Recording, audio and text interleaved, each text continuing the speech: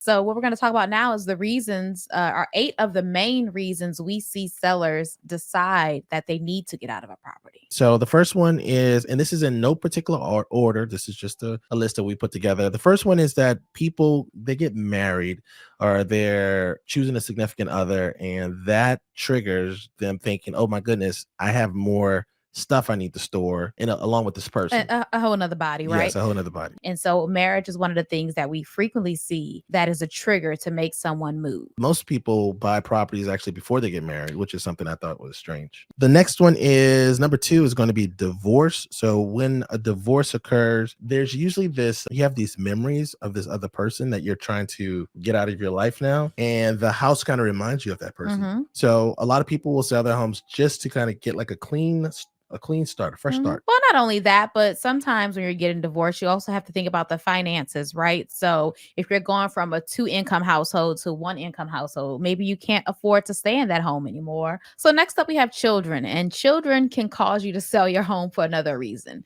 For a number of reasons. It could be that you're having a child, and so you feel like you need more space as your family grows. You feel that, the smaller home you initially started out with is not enough for your growing family. Abraham always likes to point out that people like to move as their kids get older. So they feel that they want to get a larger house. Kids need grass, is what people say. They want a yard for their kids to play in. Initially, a townhouse might have been fine, but now they want a single family home with a backyard so that the kids can have grass that they'll never play in. That's true. That's true. A lot of these backyards are not being used at all, but people make these purchases because old people like ourselves, we grew up at a time when kids went outside and they didn't have video games with great graphics. They didn't have computers. They didn't have the high-speed internet. And then we have empty nesters. We see this all the time. As soon as kids are leaving the nest, whether it's kids graduating high school or college, we see an influx of people selling their home as soon as their youngest child graduates from school. And that's usually tied to the fact that their expenses are shifting. So some parents will support their kids through college and their homes are now larger than they need. So they go and decrease the size of their homes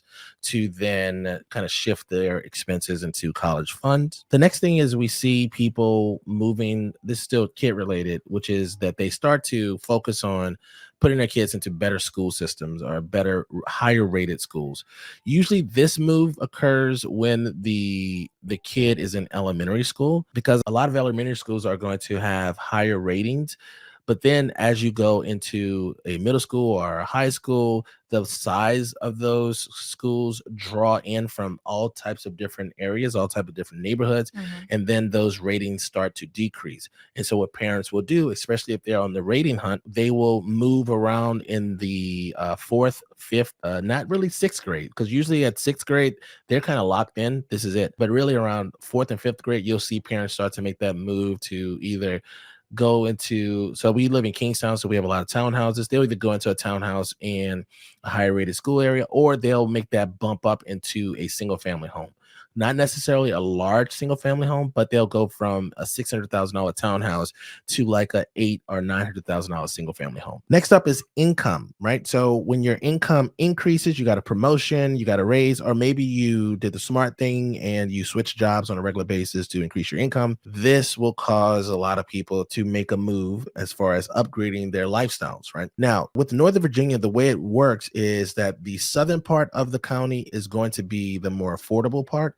And then as you move up north to the east, right? As you move north to the east, you're going to find that the properties are going to start to increase in values, and also the jobs of the individuals who live in those areas are going to change as well. And so as we see people kind of move up the ranks in their company, we see them either inching closer to the northeastern part, or they just move within their community. So a lot of times you'll see, particularly in our area, you may see someone move through all the different property types. So you have people who may have started out in a condo, move into a townhome within our same subdivision, and ultimately into a large single family home as they progress through their careers. Now, conversely, another reason we see people list their homes for sale is because their income has decreased. Whether they've been laid off or decided to take a step back from work, we often see people list their homes because they can no longer afford their mortgage at their current pay rate. And then finally, we have those who are inching towards retirement.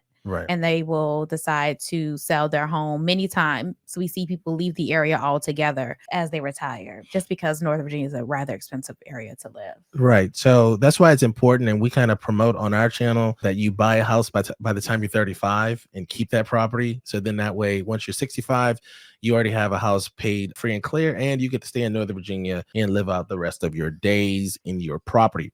We also see when we see people retiring, they will start to downsize. And so we see people either move from a single family home to a townhouse, or they move from a single family home or a townhouse into a one level condo. Yeah, so that actually brings us to our next reason, which is an aging parent or caring for a disabled loved one. So, if you are caring for an aging parent or even just aging yourself, a lot of times people will sell because they want the option to age in place or to have one level living. In addition to aging parents, we also have when you have like a disabled loved one or maybe a friend, and you become like the caretaker for this individual, shifting the type of home that you're in to accommodate your ability to care for this individual is also important. Then we have relocation. So because we have such a large military presence here with the number of military bases, we have a lot of people who are moving in and out of the area tied to the military, and we have so many Fortune 500 companies that people are kind of being relocated from across the country to either take management positions or executive positions in this market. The next item, which is number 7, is going to be inheritance. So your Uncle Scrooge passed away, and now you have this large inheritance, and that causes you to want to purchase a property or sell your existing property, right? We've had a couple clients who have used inheritance to buy larger properties. Our last one, this is number 8, is when there's a hot market, we see a lot of transactions that I really call recreational transactions. That's when somebody is just playing the market. Your house has increased $100,000, $200,000, and now you are like, you know what? Let me get this money off the table. The challenge that comes with home ownership is that properties are not liquid. So the equity that you have is really just on paper. And if the market tanks or a recession hits and the market slows down, it may be challenging for you to get that money out of the property. So we have seen, especially in these last 2 years, we saw a lot of people just do transactions where they didn't have to move out of the area. There wasn't a need to buy a bigger property. There was no need associated to their moving. It's just that the market was hot, and so then people took their winnings off of the table. When you're buying a home, the process is emotional, right? When you're selling a home, the process is equally as emotional because you have already created history, you've created memories in this property, and depending on how long you've been in this property, this is home for you. And when you're selling your home, it kind of feels like you're giving away something that's a part of you, which is why we try to get our clients, our seller clients, to look at their homes like a piece of property, which is Yes, challenging. it is challenging. And so, one of the things that we do when we're talking to a seller is once we've listed the home, you're no longer a homeowner. We no longer call the property your house. In every communication with us, when we talk to you about it, we're going to talk to you about the property. In every email communication from me, I'm going to specifically say the property. You'll never hear us call it the house or your home. And that's because you have to divorce yourself from the fact that this is your property or this is your home and just see it as what it is, which is an asset that you are trying to offload. And when you're selling the asset, you want to get the highest bang for your buck. You also want to position it to where buyers or the consumers are having a pleasant experience walking through your property, right? So we can automatically tell when we go into a property and this homeowner hasn't made that transition to selling a property or an asset, because they'll have a lot of family photos still on the wall. They'll have a lot of signs that are kind of passive aggressive about don't go in here, don't do this, take your shoes off, this and that.